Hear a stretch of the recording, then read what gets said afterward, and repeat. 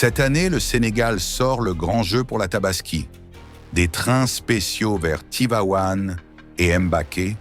des bus modernes sur les routes, un bateau en mer, des avions dans le ciel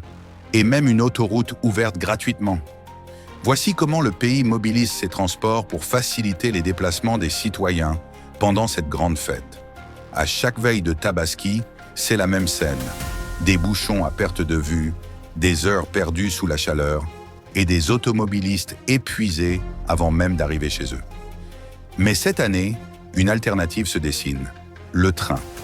Depuis les gares de Diamniadio et de Thiès, des trains spéciaux ont été mis en circulation vers Tivaouane et Mbacké. Objectif : éviter les embouteillages, gagner du temps et permettre à des milliers de voyageurs de rejoindre leur famille en toute sécurité. Pendant que certains seront coincés dans les embouteillages, d'autres seront déjà arrivés à destination, détendus, grâce au train. Moins de stress, plus de confort et surtout, plus de temps pour profiter de la Tabaski avec les siens. C'est une vraie montée en puissance du transport ferroviaire au Sénégal.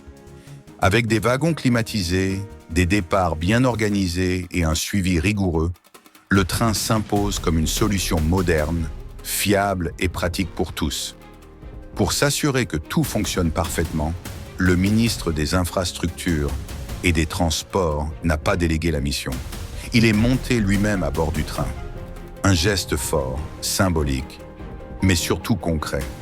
Il a pu constater de ses propres yeux le niveau de préparation, le sérieux des équipes mobilisées et la qualité du service proposé aux voyageurs. Son verdict, clair et sans détour. Le travail est bien fait et le dispositif mis en place est à la hauteur des attentes. Ce type de suivi de terrain envoie un message. Le transport public est une priorité et tout est mis en œuvre pour que les Sénégalais voyagent dans les meilleures conditions possibles. Le train n'est qu'un maillon d'un dispositif global pensé pour faciliter les déplacements avant la Tabaski. Sur terre, des bus modernes sont mobilisés. Sur mer, le bateau Aline Sitoé Diatta assure la liaison Dakar-Ziguinchor. Et dans les airs, des avions ont été déployés. Cerise sur le gâteau, le tronçon autoroutier Mbour-Thiadiaye a été exceptionnellement ouvert gratuitement. Une mesure saluée par les voyageurs qui réduit les coûts et désengorge la RN1 pendant cette période de grande affluence. À l'approche de la Tabaski, le Sénégal montre qu'il est capable de mobiliser ses forces, moderniser ses infrastructures et penser un transport au service des citoyens. Trains, bus, bateaux, avions, tout est coordonné pour un seul objectif: permettre à chacun de rentrer chez soi en sécurité, à temps et dans la dignité. C'est ça aussi, célébrer la Tabaski, rassembler les familles, rapprocher les cœurs et faire du voyage un moment de sérénité. Et cette année, le train en est l'un des grands symboles. Écoutons maintenant le ministre des Infrastructures et des Transports terrestres et aériens, Yann Koba Diémé, lors de sa visite à bord du train déployé pour la Tabaski. Ni ma ko diggoon Sénégalais en tant que ministre des Infrastructures et Transports terrestres et aériens dama ñëw fii dugg ci train bi nga xam ne GTS moo koy gérer lëkkaloo ak CFS ay ndaw yu président de la République teg ci société yooyu ñu bokk sama njaboot ñëw fii gouverneur Thiès dalal ñu ñëw fii it ancien cheminot yi nga xam ne cheminot un jour cheminot toujours dalal ñu ñooñu nag jot naa leen recevoir ñu waxtaan bu am solo ginnaaw bi ma leen wooyee man sama bopp ñëw fii ci marché bi fekk une vie du marché mais fekk fi ay ñoo xam ne dañoo wax ne seen yaakaar dafa dekki waaw ñëw jokk ci train bi ci voyage bi nga xam ne waajalal voyage bu mag bi la ñu jagleel ko ñëpp ñi nga xam ne dañoo bëgg a dem Tabaski gox yu mel ni Tivaouane gox yu mel ni Pout gox yu mel ni Thiès gox yu mel ni Touba gox yu mel ni Diourbel gox yu mel ni Mbacké gox yu mel ni Bambey fas yéene ko def nag ci anam yu am karange nii ñu xamee wàllu saxaar si ndax ku wax saxaar wax transport de masse waaye ku wax saxaar wax sécurité moo tax suba dinañ def ñaari rotation axe bu ne maanaam axe Tivaouane am benn axe Mbacké am benn ñaari fan avant tabaski nag axe bu ne dina am ñaari rotation boo boolee yëpp muy 10 rotation